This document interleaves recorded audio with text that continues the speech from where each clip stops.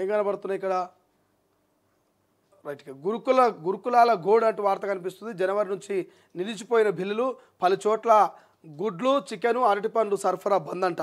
రేపటి నుంచి పూర్తిగా ఆపేస్తామంటూ కాంట్రాక్టర్ల హెచ్చరిక.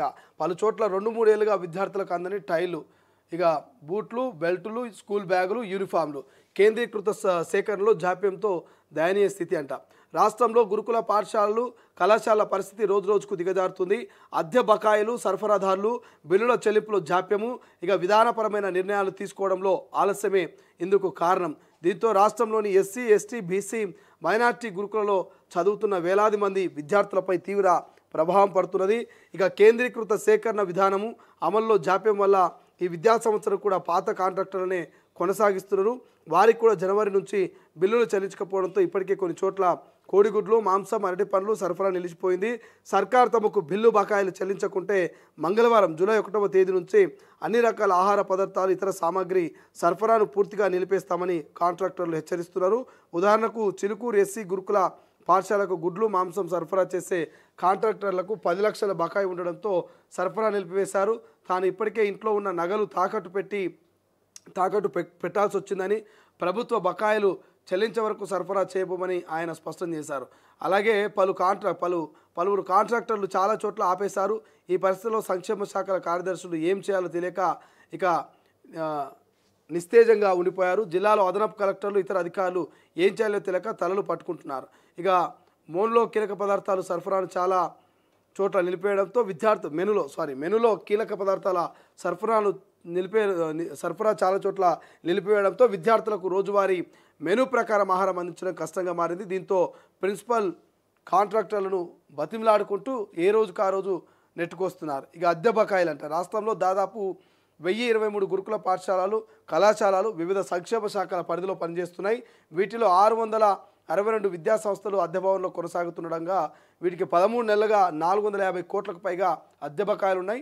ఆయా భవనాల యజమానాలు తాళాలు వేస్తామని బెదిరించడంతో పాఠశాల ప్రారంభానికి ఒక్కరోజు ముందు సర్కారు 3 నెలల అద్దె చెల్లించింది. అలాగే విద్యా సంవత్సరం ప్రారంభం ఉన్నట్టు వార్త కనిపిస్తుంది. సో మీ అందరికీ తెలిసిందే, కొత్తగా చెప్పాల్సిన అవసరం లేదు.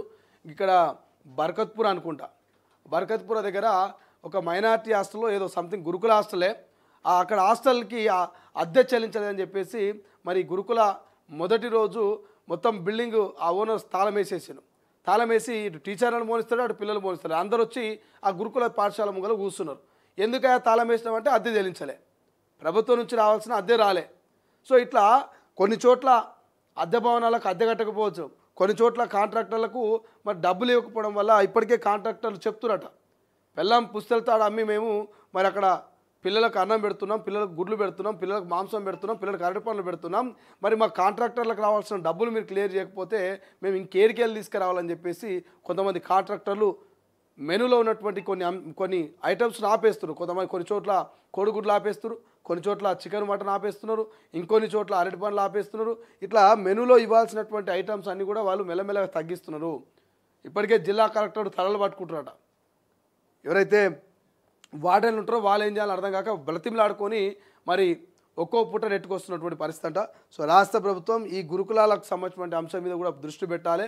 సో గతంలో మీరు డైట్ ఛార్జీలు పెంచడము, కాస్మెటిక్స్ ఛార్జీలు పెంచడం అని చెప్పారు కదా, ఈ ఛార్జీలు పెంచడం కాదు, ఈ పెండింగ్లో ఉన్నటువంటి కాంట్రాక్టుల బిల్లులు, ఆ అద్దె భవనాలకు ఇవ్వాల్సినటువంటి ఆ బిల్లులు, ఆ రెంట్లు ఏవైతే ఇస్తారో మరి అప్పుడే కానీ అక్కడ పిల్లలు ప్రశాంతంగా 4 పూట్ల 3 పూట్ల అన్నం తిని మరి వాళ్ళు కంటి నిండా నిద్రపోయి మరి ప్రశాంతంగా చదువుకోవడానికి అవకాశం ఉంటుంది. సో ఇట్లా అరాకొర ఫుడ్ పెట్టి అక్కడ వార్డెన్లు మరి కాంట్రాక్టర్లు వేధించి వాళ్ళ డబ్బుల కోసం వాళ్ళు రోజు ఇక ధర్నాలు, నిరసనలు చేస్తూ ఇక పిల్లల్ని పట్టించుకోకపోతే మాత్రం వాళ్ళ బంగారు భవిష్యత్తు ఆగమయ్యేటువంటి అవకాశం ఉంటుంది.